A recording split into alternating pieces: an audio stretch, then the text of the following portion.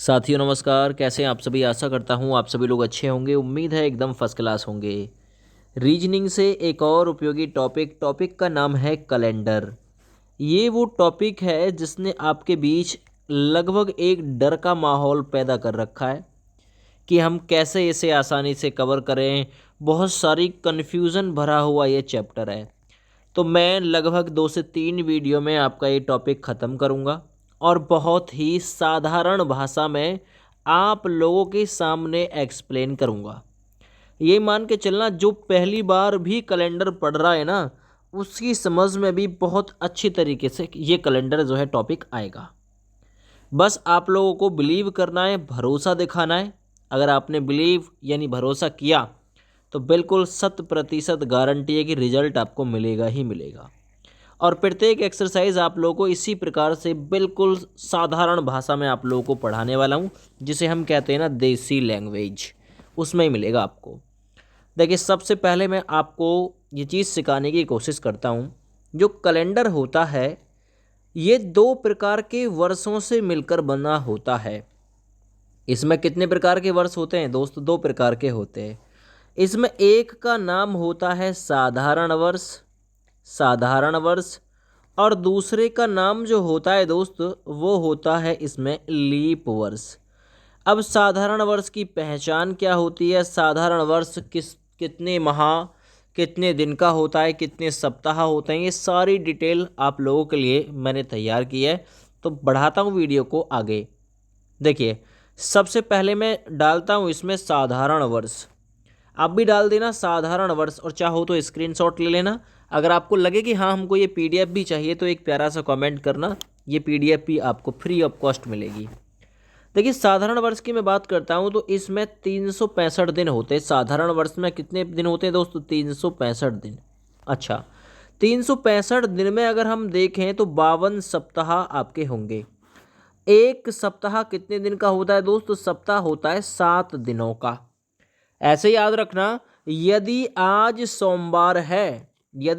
सोमवार है तो आज से 7 दिन बाद सोमवार ही आएगा।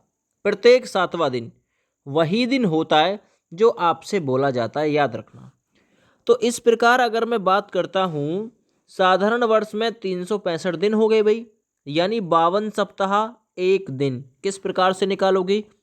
365/7। आप देखिए कितने सप्ताह निकल के आए, क्योंकि सप्ताह निकालने आप लोगों से क्वेश्चन पूछता है साधारण वर्ष में कितने सप्ताह होते हैं। आपका आंसर 52 सप्ताह होता है। किस प्रकार से आते हैं?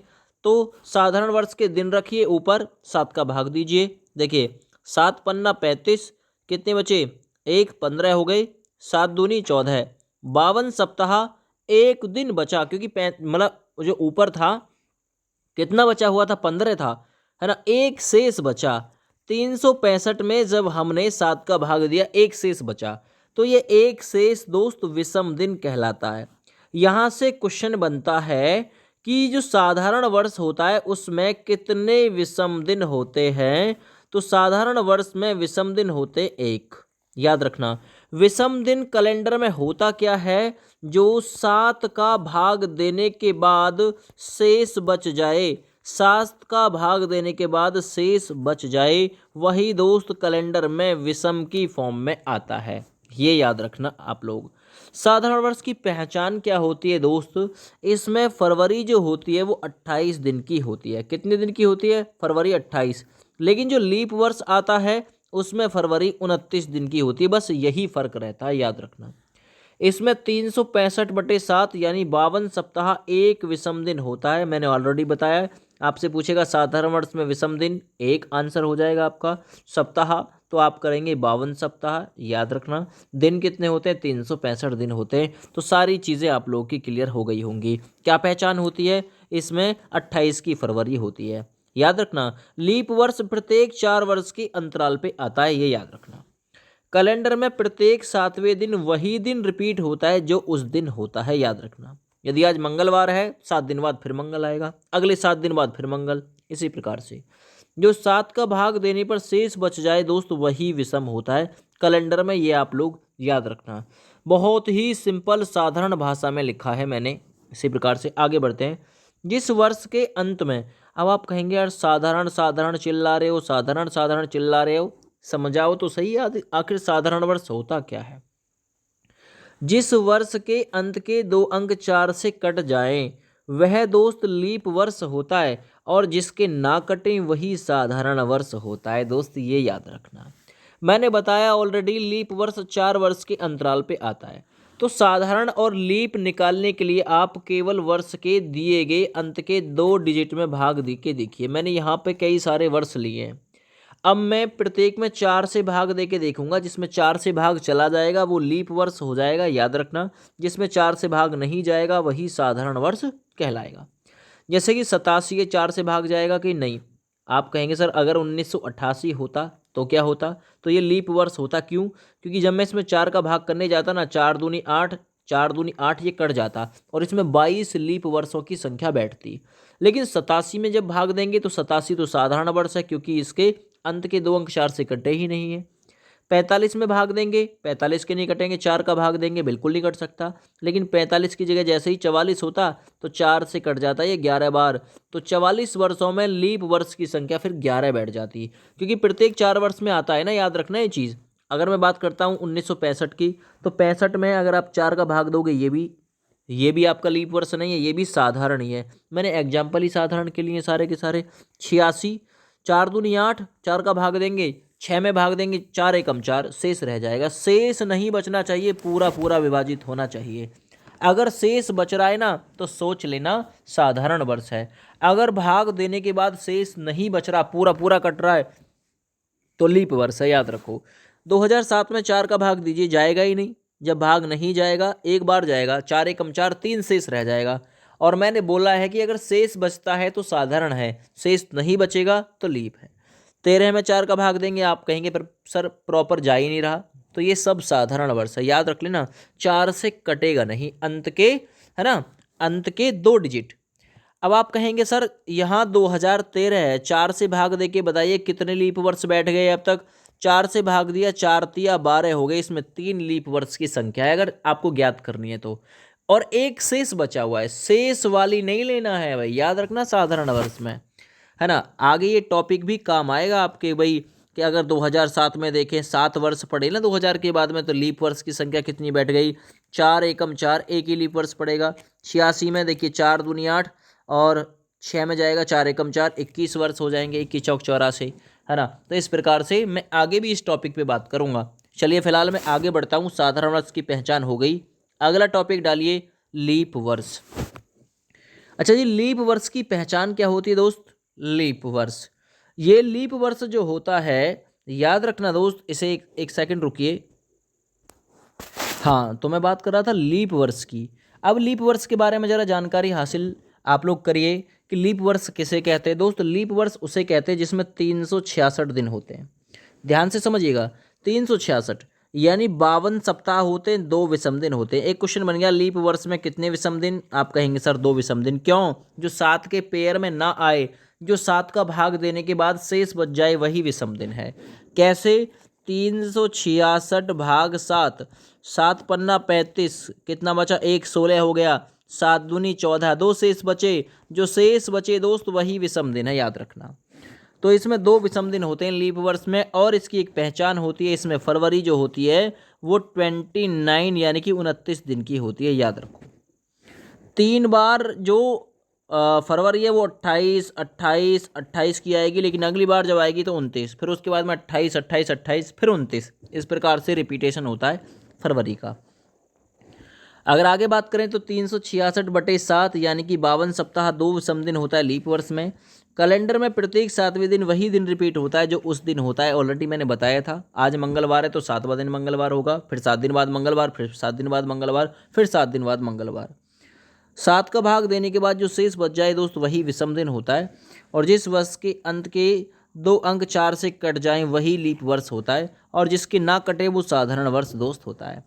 तो मैंने लीप वर्ष के कुछ एग्जाम्पल यहाँ पे लिए हैं। देखिए 2004, आपसे पूछेगा 2004 कैसा वर्ष था, लीप वर्ष था कि नहीं था। 4 का भाग देके देखिए, 4 एकम 4 लीप वर्ष था 1988 में, क्योंकि अंत के 2 अंक में देना है 4 का भाग, 4 दूना 8, 4 दूना 8, ये भी लीप वर्ष है 1988 भी। 1944 में 4 का भाग दीजिए, 11 बार चला जाएगा, ये भी लीप वर्ष है। 64 में 4 का भाग देंगे 16 बार चला जाएगा, ये भी लीप वर्ष है। 76 में भाग दीजिए 4 का, 4 एकम 4, 4 चौक 16, ये भी लीप वर्ष है। 2020 में 4 का भाग देंगे 4 पंजे 20, ये भी लीप वर्ष होगा। और 28 में 4 का भाग देंगे 4 सत्ते 28, ये सभी एग्जाम्पल लीप वर्ष के हैं, क्योंकि इनके लास्ट के 2 अंकों में 4 का भाग जा रहा है प्रॉपर। जिसके लास्ट के 2 अंकों में 4 का भाग प्रॉपर जाए वो लीप वर्ष है, और जिसमें ना जाए उसमें आप याद रखना कि वो साधारण वर्ष है। अगर 28 वर्ष में देखूंगा 4 का भाग देके 4 सत्ते 28, 7 लीप वर्ष तो इसमें पड़े। 4 का भाग देखूंगा 4 पंजे 20, 5 लीप वर्ष इसमें हो गए। 76 में 4 का भाग दूंगा 4 एकम 4, 4 चौक 16, 14 लीप वर्ष इसमें पड़ गए, है ना। 14 पड़ गए इसमें, 4 नाम 36, 19 चौक 76, 19 लीप वर्ष इसमें पड़ेंगे। 4 का भाग दूंगा 4 एकम 4, 4 छिंग 24, 16 लीप वर्ष इसमें पड़ जाएंगे। 4 का भाग देने के बाद 44 वर्ष हुए ना 1900 के बाद में, तो 11 लीप वर्ष इसमें पड़ जाएंगे। ये भी आप लोग याद रखना, ये भी एक अलग ही बेहतरीन टॉपिक है। देखिए एक नोट पॉइंट डालिए, लीप वर्ष 4 वर्ष या 8 वर्ष के अंतराल पे आता है। आपको प्रॉपर टीचर समझाएंगे लीप वर्ष 4 वर्ष के अंतराल पे आता है, लेकिन ये जरूरी नहीं है दोस्त कि 4 वर्ष के बाद ही लीप वर्ष आएगा। कभी कभी ऐसा होता है शताब्दी के फेर में ये अंतराल दोस्त 8 वर्ष तक भी पहुंच जाता है। याद रखो कैसे। देखिए मैंने आपको सिखाया 2004, क्योंकि इसके 4 लास्ट के 2 अंक जो है वो 4 से कट रहे थे, लीप था। 4 वर्ष बाद फिर लीप वर्ष आया 2008 में, क्योंकि इसके भी 2 अंक लास्ट के 4 से कट रहे थे। 2012 में भी फिर लीप वर्ष आया, फिर 16 में भी लीप वर्ष आया। याद रखना ये चीज़, ठीक है। लेकिन ऐसी कंडीशन देखी जब 1896 में लीप वर्ष आया था, 4 का भाग देंगे 24 बार जाएगा इसमें बिल्कुल। लेकिन जैसे ही 1900 आएगा, 1896 के 4 साल बाद 1900 आएगा। अब 1900 लीप वर्ष नहीं होगा, क्योंकि मैंने आप लोगों को एक चीज़ और बतानी है। यदि आप लोग वर्ष चेक कर रहे हो तो आप लोग अंत के 2 अंकों में 4 का भाग दो, लेकिन जब कोई शताब्दी चेक करी जाती है तो उसमें दोस्त 400 का भाग दिया जाता है, जब कोई सेंचुरी चेक की जाती है तो। लेकिन 1900 तो सेंचुरी है, अब आप 4 का भाग मत देना, इसमें 400 का भाग दे के देखना। आप कहेंगे सर 400 का भाग तो जा ही नहीं रहा। तो ऐसी कंडीशन के लिए तो सिखा रहा हूँ कि कभी कभी अंतराल 4 वर्ष ना होके 8 वर्ष तक पहुँच जाता है। फिर 1904 में अगला लीप वर्ष पड़ेगा, याद रखना। तो ये अंतराल 4 यहाँ पे हुआ, 4 वर्ष का यहाँ पे हुआ, 4 और 4 कितने वर्ष का अंतराल हो गया, 8 वर्ष। शताब्दी के फेर में ये अंतराल लीप वर्ष का 8 वर्ष का भी हो जाता है। ऐसे सिखा रहा हूँ आप लोगों को। मान के चलना 1896 में 29 फरवरी को किसी कैंडिडेट ने जन्मदिन मनाया, तो वो जन्मदिन फिर किस तिथि को मनाएगा? क्योंकि आप कहेंगे सर 1897 जो होगा उसमें 29 फरवरी नहीं आएगी, 1898 में भी 29 फरवरी नहीं आएगी, 1899 में भी 29 फरवरी नहीं आएगी, और लेकिन 1900 आएगा ना तो इसमें भी 29 की फरवरी नहीं आएगी, क्योंकि लीप वर्ष है ही नहीं ना, लीप शताब्दी है ये। फिर वो 1904 में अगला जन्मदिन मनाएगा अपना, 8 साल के बाद अपना अगला जन्मदिन मनाएगा। तो ये अंतराल जरूरी नहीं है कि 4 साल का ही होगा, है ना, 8 साल का भी हो जाता है। और दोनों ही कंडीशन मैंने 4 साल के अंतराल वाली यहाँ पे डिफाइन कर रखी है, 8 साल के अंतराल वाली मैंने नीचे डिफाइन कर रखी है, ध्यान देना। देखिए साधारण शताब्दी की पहचान क्या होती है? जिस शताब्दी में 400 का भाग पूरी तरीके से ना जाए। अब शताब्दी की मैं बात कर रहा हूँ। देखिए शताब्दी किसे कहते हैं? 100 वर्ष के समूह को शताब्दी कहा जाता है। 100 वर्ष, 100 वर्ष के बाद में ये 200, ये भी शताब्दी है, ये दूसरी शताब्दी थी।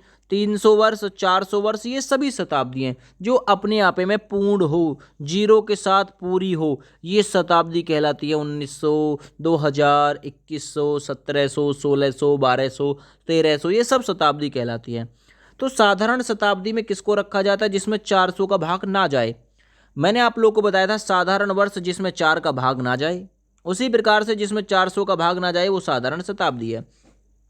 देखिए 1900 में 400 का भाग जाएगा क्या? आप कहेंगे सर नहीं जाएगा। 1700 में 400 का भाग, 4 चौक 16 नहीं जाएगा। 2100 में 400 का भाग नहीं जाएगा। ये सब साधारण शताब्दी हैं, है ना। इसमें 29 की फरवरी पड़ी ही नहीं होगी, क्योंकि 29 की फरवरी भी 400 वर्ष बाद आती है। दोस्त याद रखना, अगर शताब्दी की फॉर्म में जाओगे तो मान के चलना 400 में पड़ी थी, क्योंकि ये 400 से पूरा पूरा कट जाएगा, ठीक है। 400 में पड़ी थी तो अगली बार 29 फरवरी 800वीं शताब्दी यानी 8वीं शताब्दी में जाके पड़ेगी कहीं।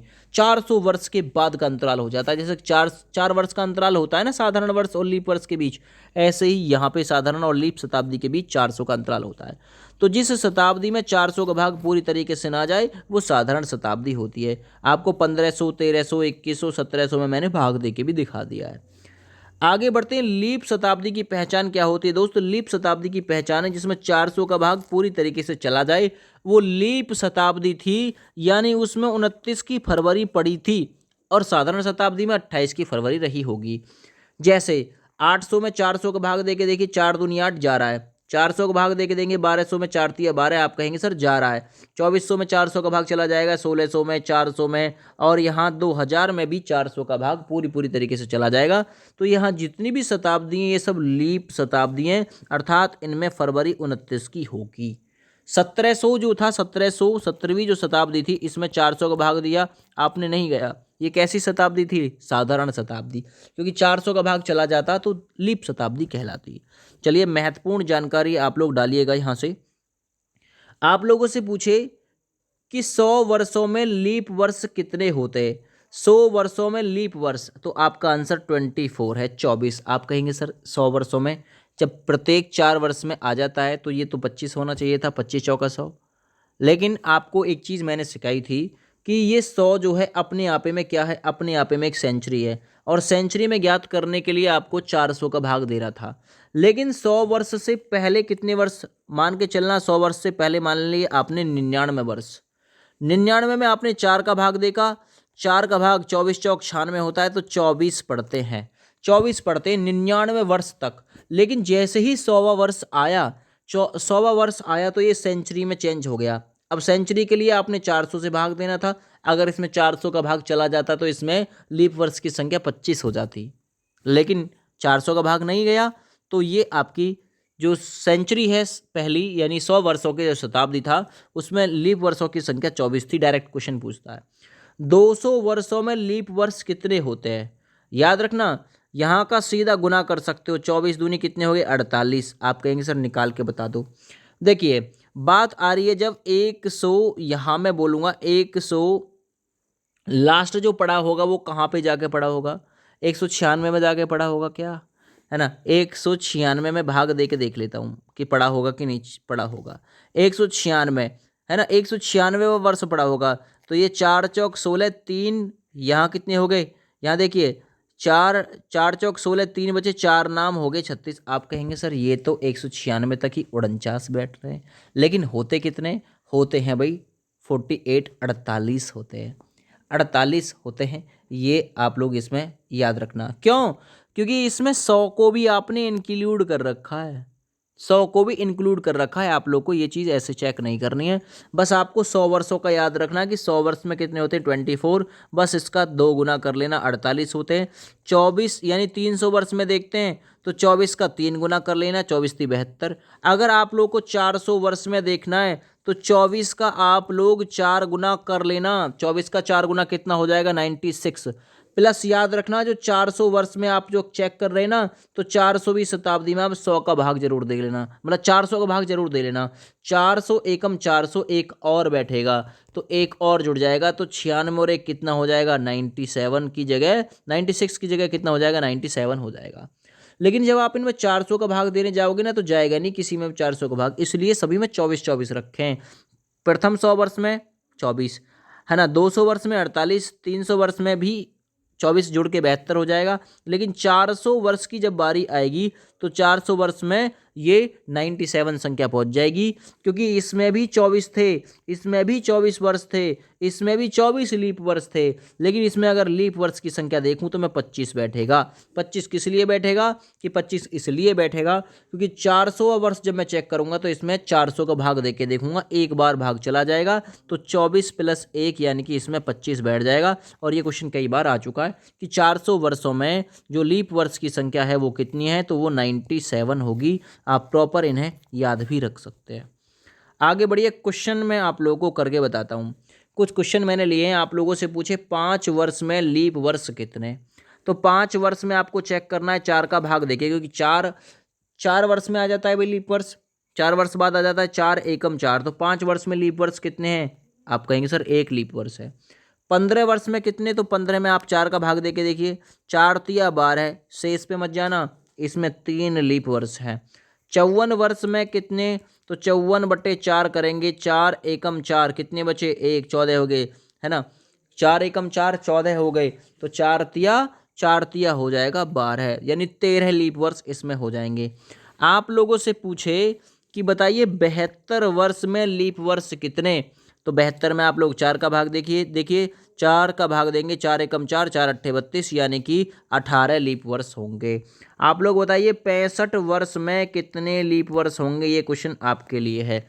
तो आपको अगर लीप वर्ष चेक करने ना, तो शेष पे मत जाना, वो देखना कि 4 का भाग कहाँ तक पूरा पूरा जा रहा था, शेष को छोड़ देना, जहाँ तक पूरा पूरा भाग बैठ रहा हो बस उसको ले लेना, उतने ही लीप वर्ष हैं। जैसे कि 65 है, 4 का भाग दूंगा मैं, 4 एकम 4, कितने बचे? 2 बचे, 25 हो गए, 4 छिंग 24, अब 1 बच गया, आप 1 को छोड़ देना, यानी 65 वर्ष में लीप वर्ष की संख्या कितनी हो जाएगी? 16 हो जाएगी। दोस्त याद रखना। एक क्वेश्चन यहां से मैंने बनाया आप लोग के लिए, बताइए पहली शताब्दी में कुल कितने लीप वर्ष थे? पहली शताब्दी यानी कि 100 वर्ष। तो पहली जो शताब्दी पड़ी थी 1 से लेके 100 वर्ष तक के बीच का पीरियड, इसमें लीप वर्ष की संख्या कितनी थी? 24। 200 वर्ष में लीप वर्ष कितने हो गए थे? 48। 300 वर्ष में कितने हो गए थे? 72। और 400 वर्ष में कितने हो गए थे? 97। चलिए बहुत बढ़िया। यहाँ से अगला क्वेश्चन देखिए, बहुत मोस्ट इंपॉर्टेंट है। जो पहली सेंचुरी पड़ी थी, यानी पहली जो शताब्दी पड़ी थी, उसका जो प्रथम दिन पड़ा था 01/01/001, ये जो पहला दिन पड़ा था, कैलेंडर का जो पहला दिन था वो कौन सा था? तो कैलेंडर का पहला दिन सोमवार था। आप लोगों से पूछ सकता है कि जो प्रथम शताब्दी पड़ी थी उसका पहला दिन कौन सा था? तो सोमवार था। एक क्वेश्चन आप लोगों से पूछ सकता है कि 400 वर्षों में 29 तारीख कितनी बार आएगी? आप लोगों से ये क्वेश्चन पूछा है कि 400 वर्षों में 29 तारीख पूछा है, ये नहीं पूछा 29 फरवरी कितनी बार आएगी। 400 वर्षों में 29 फरवरी पूछता था तो मेरा उत्तर हो जाता 97 टाइम। 29 फरवरी को ही तो लीप वर्ष कहा जाता है। 100 वर्षों में लीप वर्ष की संख्या 24 थी, 200 वर्षों में 48 हो गई, 300 वर्षों में 72, 400 वर्षों में 97 हो गई, 400 वर्षों में 97। और लीप वर्ष का ही मतलब क्या है? लीप वर्ष का ही मतलब है 29 की फरवरी। 29 की फरवरी की वजह से ही तो उसका नाम लीप वर्ष पड़ा हुआ है। लेकिन क्वेश्चन है 400 वर्षों में 29 तारीख कितनी बार आएगी? 400 वर्षों में याद रखना। आप कहेंगे सर 400 वर्षों में से 97 टाइम ही ऐसी कंडीशन घटती है कि जो 29 की फरवरी पड़ती है ना। कौन सा महीना गड़बड़ करता है? फरवरी। तो इस फरवरी के महीने को हटा दो, फरवरी का महीना। 400 वर्षों में फरवरी जो पड़ती है वो 29 की केवल और केवल 97 बार पड़ती है, याद रखना। बाद बाकी 28 का ही पड़ता है वो। लेकिन 400 में आप लोग क्या करिए, 400 में से 11 महीने तो ऐसे हैं जो प्रॉपर, जिसमें 29 तारीख तो होगी ही होगी। एक महीना गड़बड़ करता है फरवरी, उसे छोड़ दो, है ना। बस 11 महीने हमने मान लिए, 11 महीने जिसमें 29 तारीख आती ही आती है। तो 11 चौक कितने हो गए? 44। तो ये हो गए 4400, तो ये। लेकिन जो 12वां महीना है ना, वो 400 वर्षों में से कितनी बार आता है? बस 29 का। आप कहेंगे सर 29 की फरवरी कुल 400 वर्षों में से 97 बार आती है, बाद बाकी आती ही नहीं है, 28 की पड़ जाती है 400 में से। तो बस 97 को इसमें और जोड़ लेना, तो ये 44 97 इसका उत्तर बिल्कुल प्रॉपर हो जाएगा। याद रखना ये चीज़। 44 97 बार 29 तारीख आएगी। तारीख पूछा है आप लोगों से, 29 तारीख। 400 वर्षों में से 11 महीने ऐसे हैं हर साल के, चाहे कोई सी भी साल हो, चाहे लीप वर्ष हो चाहे साधारण हो, 11 ऐसे महीने पड़ेंगे, 29 तारीख आएगी ही आएगी। इस प्रकार से इनका गुणनफल कितना पहुंच जाएगा? 4400 हो जाएगा। लेकिन एक महीना और बच गया, क्योंकि एक साल में 12 महीने होते, 12वां महीना। 400 वर्षों में से जो 12वां महीना है वो फरवरी तो हटवाया मैंने, फरवरी 12वां महीना फरवरी मात्र 97 बार ही पड़ता है 29 का। बाद बाकी जो अन्य है 303 बार, वो क्या पड़ता है? 28 का महीना पड़ता है, इसलिए वो मैंने लिया ही नहीं, है ना। याद रखो 400 वर्षों में 29 फरवरी कितनी बार आएगा? 400 वर्षों में 29 फरवरी यानी कि लीप वर्ष। तो आप लोग कहेंगे सर 97 टाइम आएगा। बिल्कुल ठीक है। आगे आ जाते हैं विषम दिन पे। एक टॉपिक बहुत ही अच्छा है इसका, विषम दिन। 7 के शेषफल को ही क्या नाम दिया जाता है? विषम दिन नाम दिया जाता है। अब विषम दिन कौन कौन से हो सकते हैं? जो 7 के पेयर में ना आए, जो 7 से ना कटे, जो शेष रह जाए, तो देखिए 7 के शेषफल को विषम दिन अविषम दिन हो सकते हैं, 0 भी हो सकता है। 7 का तो नहीं होगा, 1 2 3 4 5 6 विषम दिन ये में भी हो सकते हैं। ये तो आप लोग को तभी पता चलेगा जब आप लोग भाग दोगे दी गई दिनों की संख्या को 7 से। आप लोगों से पूछे 15 दिन में विषम दिन कितने होते हैं, तो डायरेक्ट आप क्या करेंगे, 15 को आप लोग 7 से भाग दे देना, 7 दूनी 14, कितना शेष बचा, एक शेष को ही तो जो 7 के मल्टीपल में ना आए, 7 का भाग देने के बाद में शेष रह जाए, उसे ही हम विषम दिन कहते हैं। तो 15 वर्षों में कितने हुए, एक। 28 दिन में कितना हो जाएगा, 28 में भाग दीजिए 7 का, 7 चौक 28, पूरा पूरा कट गया, 0 विषम दिन। 29 में भाग दीजिए, 29 में भाग देंगे आप 7 का, 7 चौक 28, कितना शेष रह गया, एक, क्योंकि 29 है, एक विषम दिन हो गया। 30 दिन में आप देखिए 30 में भाग दीजिए 7 का, 7 चौक 28, 4 बार पूरा पूरा चला गया, 2 शेष, तो यहाँ 2 विषम दिन हो जाएंगे, यानी कि 2 शेष रह गया। तो 7 के शेषफल को ही, है ना, 7 का भाग देने के बाद जो शेषफल बचता है उसे ही विषम दिन नाम दिया जाता है। अब आप देखिए 31 दिन में विषम दिन कितने हो जाएंगे, 31 में भाग दीजिए 7 का, 7 चौक 28, कितने विषम दिन हो गए, 3, इसका आंसर 3 हो गया। 365 में विषम दिन कितने थे, मैंने आपको बताया था 1। 366 में विषम दिन कितने थे, 2, क्योंकि मैंने ऊपर आप लोगों को लीप वर्ष और साधारण वर्ष समझाए थे तो बताया था उस समय। 52 सप्ताह में विषम दिन कितने होते हैं, 52 सप्ताह में बताओ, 52 गुना 7, एक सप्ताह में 7 दिन होते हैं, और बटे 7, 7 से 7 कट जाएगा, कोई विषम दिन नहीं, कोई विषम दिन नहीं होता 52 सप्ताह में, पूरे पूरे कट जाएंगे। अगर 52 सप्ताह एक दिन होता तो एक दिन विषम रह जाता, 52 सप्ताह तो पूरा पूरा कट जाएगा, 42 सप्ताह पूरा पूरा कट जाएगा, क्योंकि नाम ही सप्ताह दे रहा है वो। चलिए अगला सवाल देखिए, यदि आज मंगलवार है तो, अगर आपसे क्वेश्चन पूछ सकता है, यदि आज मंगल मान लिया, आप मान के चलिए, मंगल मान लीजिए, सोमवार मान लीजिए, बृहस्पति मान लीजिए, कोई फर्क नहीं पड़ता, आप लोगों से पूछा है और मैंने ये क्वेश्चन आप लोगों के लिए बनाया, यदि आज मंगलवार है तो 15 दिन बाद कौन सा दिन होगा, 15 दिन बाद, तो आप लोग कैसे निकालेंगे इसे।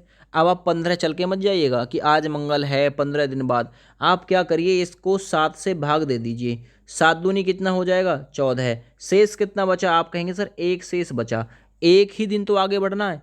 यदि आज मंगलवार है तो 15 दिन बाद कौन सा दिन हो जाएगा, एक शेष बचा, एक दिन आगे बढ़ जाओ, तो मंगलवार की जगह 15 दिन बाद दोस्त कौन सा दिन आ जाएगा, बुध। अब अगला सवाल करना, यदि आज मंगलवार है तो 22 दिन पहले कौन सा दिन था, 22 डेज बिफोर, यानी कि 22 दिन पहले कौन सा दिन था। फिर इसको 7 से भाग दे दो, 7 या 21, कितना शेष रह गया, एक शेष। अब की बार पहले का दिन पूछा है, तो पहले के दिन के लिए आप लोग को जो दिन दिया हुआ है ना मंगल, इसमें से एक कम कर लेना, अगर पहले का दिन पूछे तो माइनस और आगे का दिन पूछे तो प्लस। मंगल की जगह 22 दिन पहले कौन सा दिन था, सोमवार था दोस्त, याद रखो। 60 दिन पहले कौन सा दिन था, यदि आज मंगलवार है तो 60 दिन पहले, 7 का भाग दीजिए, 7 8 56, कितने शेष रह गए, 4, 4 शेष रह गए, यानी कि 4 दिन बिफोर, यानी पहले जाना है आपको, 4 दिन पहले जाना है, तो मंगल से 4 दिन पहले कौन सा दिन बड़ा होगा।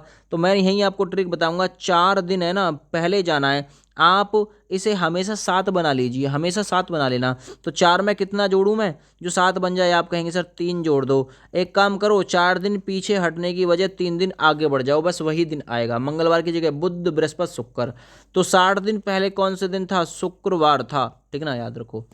आगे बात करता हूँ, 38 दिन पहले यानी 38 दिन बाद कौन सा दिन, आफ्टर है ना, अगर आज मंगलवार है तो 38 दिन बाद कौन सा दिन होगा, 7 का भाग दो, 7 पन्ना 35, कितने शेष रहे, 3 शेष। अब मंगलवार और बाद का दिन पूछा है तो प्लस हो जाएगा, मंगल बुध बृहस्पति शुक्र, तो इसका आंसर भी कौन सा आएगा, शुक्र।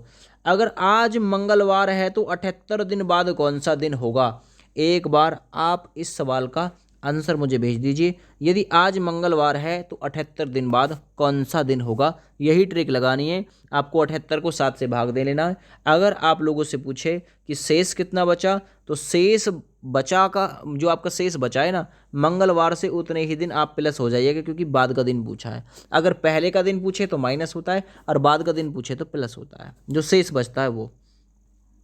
देखिए यदि किसी वर्ष में 4 अगस्त को मंगलवार था तो उसी माह 26 अगस्त को कौन सा दिन था, ये क्वेश्चन पूछा है। आप लोग इसे ऐसे लिखिए, 4 अगस्त, AUG, 4 अगस्त का मंगल, इस प्रकार से लिखो, इसे सॉल्व करते हैं।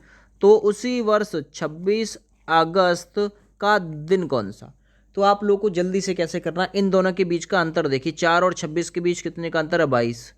इस अंतर को 7 से भाग दे लो, 7 या 21, 7 या 21, कितना शेष बचा, एक शेष बचा, एक शेष। आप देखिए 4 अगस्त से 26 अगस्त पे जाना यानी प्लस वाली कंडीशन है ना। तो मंगल की जगह दिन कौन सा हो जाएगा दोस्त, एक दिन आगे बढ़ जाइए बस, जितना बढ़ा है, तो ये बुधवार हो जाएगा, याद रखना है ये चीज़। या फिर ऐसे सोच जाओ, आप लोग ऐसे भी कर सकते हो, यदि आप कहेंगे 4 अगस्त को मंगलवार है तो 7 दिन बाद 11 का पड़ा होगा, फिर 7 दिन बाद 18 का पड़ा होगा मंगल, फिर 7 दिन बाद 18 की जगह कितने का पड़ा होगा, 25 का पड़ा होगा मंगल, है ना। तो अब 25 और हमें कहाँ तक जाना, 26, लेकिन यहाँ मंगल था तो अब एक दिन और बढ़ने के लिए, क्योंकि 26 करना है तो बुधवार पे आप लोग चले जाओगे। तो इसका आंसर इस प्रकार से भी आ सकता है। ठीक है दोस्त, चलिए मैं बात करता हूँ कुछ और महत्वपूर्ण बिंदुओं के बारे में, कैलेंडर से इसी प्रकार से पूरे टॉपिक को हल करा दूंगा। आप लोगों से पूछे 0101 यानी कैलेंडर का प्रथम दिन कौन सा था, 0101 जिस दिन शुरुआत थी उस दिन पहला दिन था सोमवार। कैलेंडर का 22वां दिन कौन सा था, अगर आप लोगों से पूछे यदि पहला दिन सोमवार था कैलेंडर का, तो कैलेंडर का 22वां दिन कौन सा था, तो आप लोग क्या करिए, 22 को भाग दीजिए किसका, 7 का, क्योंकि ये पहला दिन सोमवार था तो 7 दिन यानी कि 8 को पड़ा होगा, फिर 8 के बाद में 15 को पड़ा होगा क्योंकि 7 जोड़ते चले जाएंगे, और 15 के बाद में 22 को पड़ा होगा। तो कैलेंडर का 22वां दिन भी कौन सा था, तो 22वां दिन भी सोमवार था दोस्त, याद रखना, ठीक है ना। अगर मैं बात करता हूँ यहाँ, यदि कैलेंडर का प्रथम दिन सोमवार था तो 91वां दिन कौन सा था, 91 यानी 91वां दिन कौन सा था, तो फिर से आप क्या करिए, 7 का भाग दीजिए, 7 से कितनी बार चला जाएगा, 13 बार, 13 7 91 होते हैं, तो ये भी दिन कौन सा था, कुछ बचा ही नहीं, ये भी दिन सोमवार ही था दोस्त, याद रखो। 100वां दिन कौन सा था, फिर 100 को भाग दीजिए, 100 को भाग दीजिए 7 का, 14 7 होते 98, कितने शेष रह गए, 2। आप आगे आने वाला दिन था पूछ रहा है ना, तो सोमवार की जगह 2 दिन आगे बढ़ जाइए, मंगल बुध, तो 100वां दिन कौन सा था दोस्त, तो 100वां दिन बुधवार था। तो ये आप लोग याद रखना, ठीक ना। यहाँ से आगे मैं आप लोगों को कल इस क्लास को कवर कराऊंगा। फिलहाल आज की वीडियो में इतना ही काफ़ी है, आप लोग प्रॉपर ध्यान से 1 से 2 बार देख लीजिएगा इस वीडियो को। चलिए, जय हिंद, वंदे मातरम।